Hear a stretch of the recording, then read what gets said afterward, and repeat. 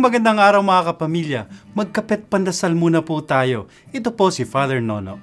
Mga kapamilya, isa po sa blockbusters nitong nakaraang summer ay ang sequel o part 2 ng Spider-Man.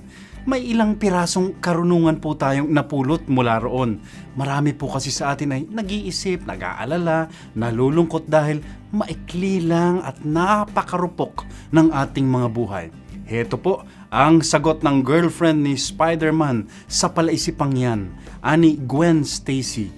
I know that we all think we are immortal. We're supposed to feel that way. We are graduating. The future is and should be bright. But like our brief 4 years in high school, what makes life valuable is that it doesn't last forever. What makes it precious is that it ends. I say today of all days to remind us that time is luck, so don't waste it living someone else's life. Make yours count for something. Fight for what matters to you, no matter what. Because even if you fall short, what better way is there to live? Maganda no po, maiksi lang ang buhay upang ito'y tunay nating mapahalagaan.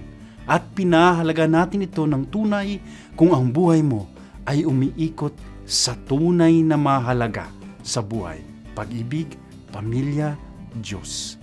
Mga kapamilya, huwag nawa nating sayangin ang buhay na kaloob ng Diyos kahit ito may maikli lang.